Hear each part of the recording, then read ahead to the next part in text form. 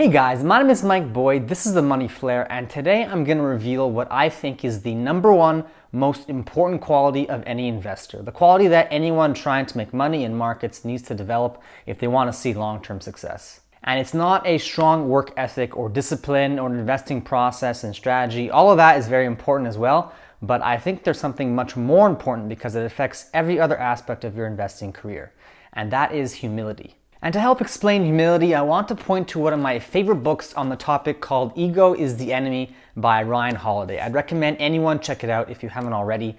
The book explores the simple fact that the biggest roadblock to your own success is not any outside factor, but it's often your own ego.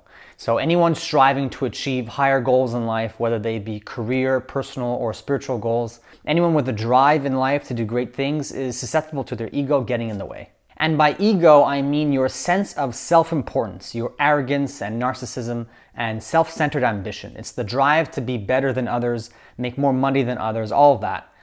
So it's when confidence and talent go too far. That is the ego that Ryan describes in the book and the one that I focus on. And our ego has a habit of showing up and negatively affecting all aspects of us achieving our goals during our ambitions, our success, and our failures, each one being impacted in their own way. In investing, ego is particularly dangerous. There's a common saying that any monkey can make money in a bull market.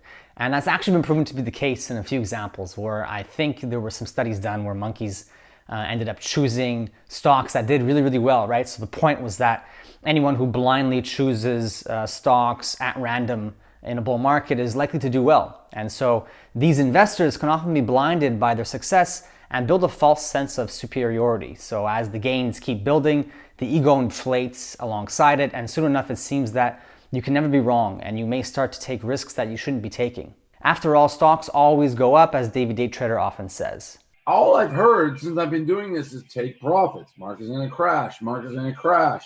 And all we do is go up and up and up and up. A lack of humility has been the downfall of many investors in the past. It's what led to the now infamous hedge fund blowup of long-term capital management in the late 90s, a hedge fund full of PhD economists who put too much faith in their own models and used too much leverage, sending ripples throughout the financial world. It's what led to the collapse of the XIV ETN, which was essentially an inverse ETN of the VIX, a short volatility product.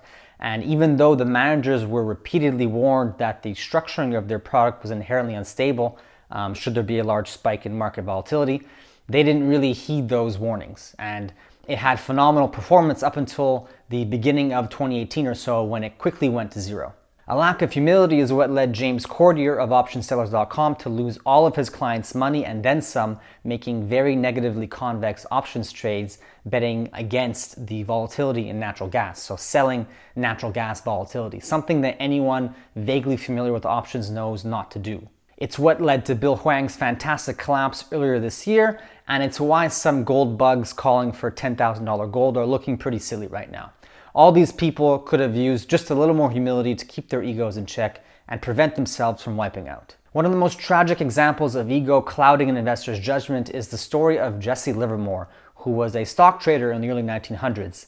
He became one of the richest men in the world after very successful trades during the stock market crash of 1907 and 1929, where he was heavily short. In fact, his huge short position during the 1929 crash resulted in a $100 million profit, and he was even partly blamed for some of what happened during the whole crisis.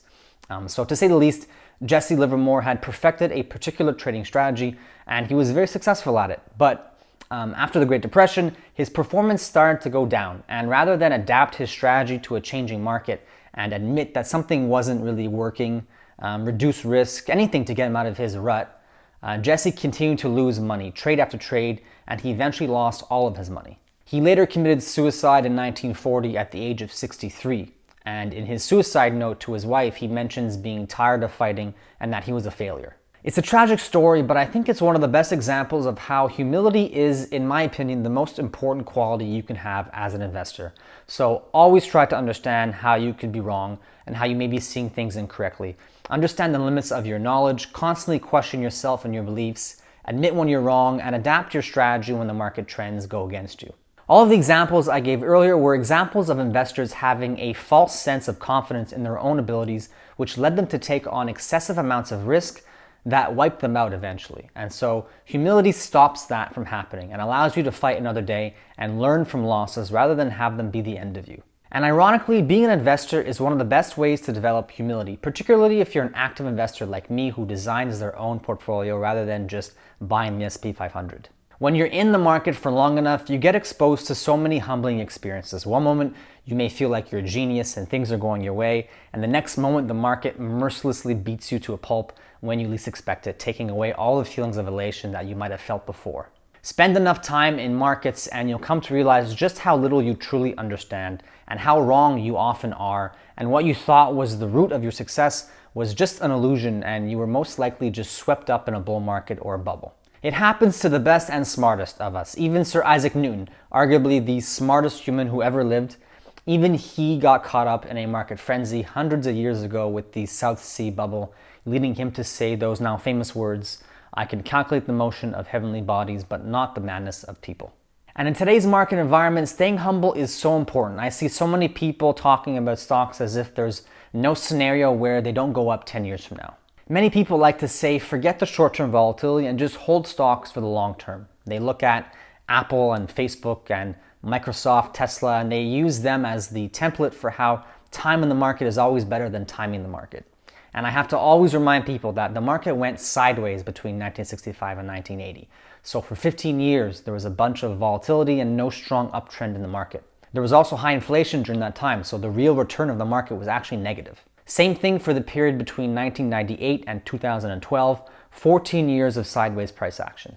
Now I understand that if you're dollar cost averaging the whole time, you can still do well, but my point is that the market doesn't always go up, and it often goes sideways with a lot of volatility for a decade, which is a time frame that really matters as an investor. Losing 10 years of compound interest is devastating. Now don't get me wrong, I'm not saying that that's going to happen over the next 10 years. I don't really know what's going to happen. No one really knows. But it's definitely not impossible, right? And 8% yearly gains in the S&P 500 is definitely not my base case, nor do I expect that this liquidity bubble that we're currently in will continue forever, and for a company like Square to trade at a PE of 241 forever. I especially don't think growth is always going to outperform value. Markets change, liquidity conditions change, correlations change, nothing stays the same for too long in these markets. And so staying on my toes and evaluating the limits of my knowledge, admitting when I'm wrong, learning from my mistakes, and adapting is what I try to do to stay humble as an investor. It's definitely not easy, especially when the market is going your way. And I'm definitely not as humble as I could be sometimes. I'm still constantly learning how to be a better investor and to develop more humility. But as I said, if you don't stay humble, then the market will humble you eventually. So ideally it happens sooner rather than later so that the losses can be kept to a minimum.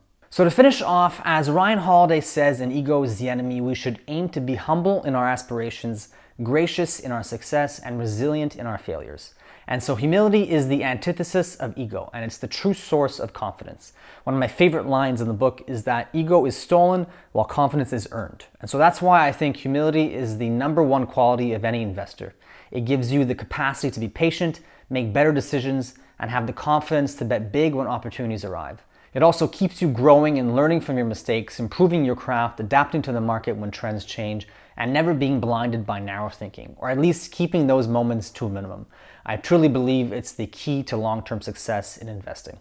Now that's enough from me. Once again, I want to thank you as always for watching. Please be sure to like and subscribe. Stay safe in these crazy markets, and I'll see you at the next video. Take care.